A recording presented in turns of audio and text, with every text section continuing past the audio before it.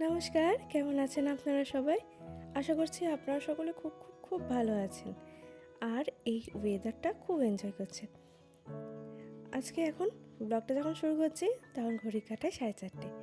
আজ সকালের দিকে সমস্ত বেড কভারগুলো কেচে নিয়েছিলাম। 4টে বেড কভার এদিক ওদিক ছড়াছড়ি যাচ্ছিল, কাচা আর হচ্ছিল না। তো সব কিছু কেচে নিয়ে এখন আগে বেড কভারটা পরিয়ে নিলাম। তারপর তো আর কোনো ভিডিও শ্যুট করা হয়নি। এখন আবার বাজে সন্ধ্যা 6টা। এখন তো 6টা মানেই বেশ সন্ধে হয়ে যাচ্ছে, চারিদিক অন্ধকার হয়ে যাচ্ছে। আগে যখন 6টার সময় তো রোদ থাকতো, এখন আবার 6টার সময় ঘুটঘুটে অন্ধকার। ঠান্ডা ঠান্ডা পড়তেই বাড়ির সকলে এখন রুটি খাওয়া শুরু করে দিয়েছে। সকলে না, অমিত রুটি খায় না, তো ওর জন্যে না, কেবলমাত্র আমাদের 3জনের জন্যে। আর আজকে ভাবলাম আমাদের 3জনের জন্য একটু গোলা রুটি বানিয়ে নিই। শীতের মোটামুটি সবজি বাড়িতে আছে, আর এখানে তো বিশেষ কিছু সবজি লাগেও না। একটু নিয়েছি ধনেপাতা, পেঁয়াজ, গাজর, টমেটো, এই সব কিছু। গাজরটাকে একেবারে গ্রেট করে নিয়েছি যাতে ওটি দাঁতে না লাগে। আর দিয়ে দেবো একটা ডিম। এই জিনিসটি খেতে কিন্তু আমার ভীষণ ভালো লাগে। এখন আমার সাথে সাথে এই জিনিসটি খেতে প্রত্যেকেই খুব ভালোবাসে। এখন এটি করব না, আটাতে দিয়ে সবজি দিয়ে মাখিয়ে রেখে দেবো। এতে একটু জোয়ান, একটু কালো জিরে, একটু নুন তো দিতেই হবে, তার সাথে একটু মিষ্টিও দিয়েছি। একদিন বানিয়ে দেখবেন, খেতে বেশ ভালো লাগবে। ডালে এমন কি আছে যে এত প্রোটেকশন দিয়ে রাখতে হয়েছে? তিনটে ঝুড়ি চাপা দেওয়া। প্রথমে তো ভাবলাম কি নাকি, ও মা তুলে দেখি ডাল, তাই ওটা আগেই হয়ে গেছে। আর এখন আমি করব গোলা রুটি, তো এখন ওটা থাকুক কিছুক্ষণ, এরপর আবার যখন আসবো আপনাদের নিয়ে। এখন আমার বিছানার অবস্থা এই যে, এটা কি দেখছেন? ব্ল্যাঙ্কেট বের করে ফেলেছি, কারণ প্রচণ্ড ঠান্ডা। তার ওদিকে কাঁথাও আছে, কাঁথা থেকে মিটছে না, তাই এদিকে ব্ল্যাঙ্কেটও বের করে ফেলেছি। আর অবস্থা দেখুন, সেই সকালে গামছাটা এখানে রেখে গেছিল আর এখনও এখানেই পড়ে আছে। গামছাটি আবার যদি ঠিক জায়গায় না রাখি, সবার গামছা নিয়ে টানাটানি করতে থাকবে, তাই গামছাটা এখানেই রেখে দিয়েছি। আমাদের এদিকে তো ভালোই ঠান্ডা পড়েছে। এই যে আমি একটা সোয়েট শার্টও পরে নিয়েছি, সোয়েটার বের করে নিই, লজ্জা করছিল যে আমারই হয়তো বেশি শীত করছে, সবার হয়তো করছে না। আমার মতন কে কে আছেন বলুন দেখি। রান্নাঘরের দিকে কাজ খানিকটা সেরে চলে এসেছি, এবার ঘরটা গুছানোর পালা। রাতের দিকে বেশ ভালোই ঠান্ডা লাগছে, ব্ল্যাঙ্কেটটাও বের করে ফেলেছি। আর সমস্ত গুছানো হয়ে গেছে, এবার এগুলো আলমারিতে তুলে রেখে দেবো। প্রত্যেক সপ্তাহেই মোটামুটি আমি বেডশিট চেঞ্জ করি।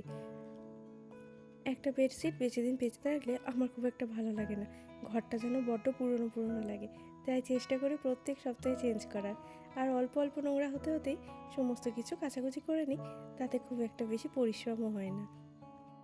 গরমকালের দিনে স্কিন কেয়ারটা খুব একটা না করলেও শীতকালে কিন্তু শুধুমাত্র ফেসে না, গোটা বডি স্কিন কেয়ার করতেই হয়। আর সেটার জন্যে একমাত্র ভরসা হচ্ছে শীতকালে রাত্রেবেলা বোরোলিন। এর থেকে বেস্ট আর কিচ্ছু হয় না। কি ঠিক বললাম তো? গতকাল গিয়েছিলাম বাজার, নিয়ে এসেছি ল্যাকমি। তো সব কিছুর পরেও এছাড়া আছে ভ্যাসোপিয়ারটাও আছে, যেটা আমি ইউজ করি বেশ অনেক দিন ধরেই। কিন্তু এত কিছুর পরেও শীতকালে রাত্রেবেলা বোরোলিনটা হচ্ছে মাস্ট ঠোঁটে দেওয়ার জন্য। যত কিছুই দিই না কেন, বোরোলিনটা যদি না দিই ঠোঁটটা কেমন জানি লাগে। তাই রাত্রেবেলায় এই বোরোলিনটা কিন্তু আমি ইউজ করি, যত কিছুই মাখি না কেন। এত কিছু এত কিছু এত কিছুর পরেও এইটা হচ্ছে মেন। তবে সমস্ত কিছুতে ফাটা, আপনার কেটে গেল, ফেটে গেল, সব কিছুতে বোরোলিন। বোরোলিনটা যে কে আবিষ্কার করেছিল আর কিভাবে যে করেছিল, দারুণ।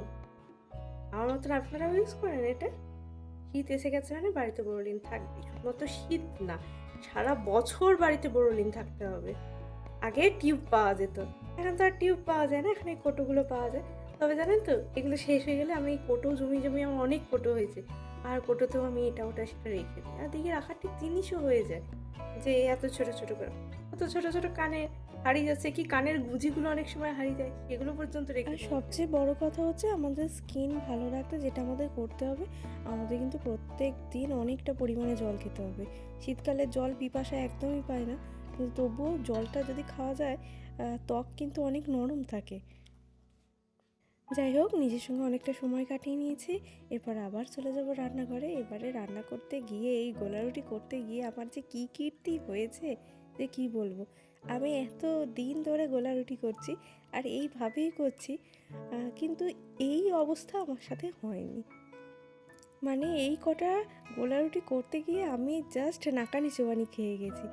যে এমন কেন হলো আমি এখনও পর্যন্ত বুঝতে পারছি না। প্রথমে তো ননস্টিকের তাওয়াতে করলাম, তো ওটা তো লেগে ধরে যায় না, কিন্তু কি করব, লেগে ধরে যাচ্ছিল। প্রথমে একটা করলাম, ভাবলাম প্রথমটা হয়তো খারাপ হবে। যাই হোক, প্রথমটা করে একটু টেস্ট করলাম যে নুনটা ঠিক আছে কিনা।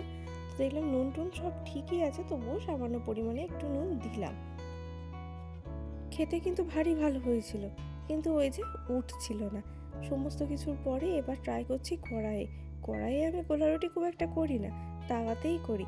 দেখলাম কড়াইটাতে করে দেখি এটা তো তেল তেলা, যদি উঠে যায়। ও মা, করতে গিয়ে দেখি উল্টাতে পারছি, পাল্টাতে পারছি, সবই হচ্ছে, কিন্তু মাঝখান দিয়ে ভেঙে যাচ্ছে। এই যে এটাকে যখন উল্টাতে যাব, দেখুন কীভাবে ভেঙে যাচ্ছে, দেখেছেন? শেষে কি করলাম, গোটা কড়াইটা ধরেই একে একটা বাটিতে নামিয়ে নিলাম। পরে এগুলো যা হোক করে করলাম, একটু বেশি তাপও দিচ্ছি, কম মাঝে মাঝে কম তাপ দিচ্ছি, যাতে বাইরেটা একটু ক্রিস্পি হয়ে যায়। ডিম দেওয়া আছে, উঠে তো যাওয়ার কথা, বেশ সুন্দর ফুলে ফুলেও যাচ্ছিল। শেষেরটি যখন দিলাম তখন দেখলাম না, ঠিকঠাকই তো আছে মনে হচ্ছে, তাহলে এটাকে ছোট করে ভাঁজ করে তারপর তুলি। কিন্তু এই যে কি অবস্থা দেখেছেন। যাই হোক, অ্যাট লাস্ট নিজেকে এটাই বললাম, ছিঁড়েই তো খেতে হবে, কেটে কেটেই তো খেতে হবে। তো যাই হোক, খেতে যখন ভালো হচ্ছে এইভাবেই থাকুক। তার মাঝে অমিত চলে এসেছিলো বাড়ি, আর অনেক বাজার টাজার করে নিয়ে চলে এসেছিলো একবারে ফেরার পথে। তো চলুন, আজকের ব্লগটা এখানেই শেষ করছি। সবাই ভালো থাকবেন, সুস্থ থাকবেন। ব্লগটা কেমন লাগলো অবশ্যই জানাবেন। আজকের মতন টাটা।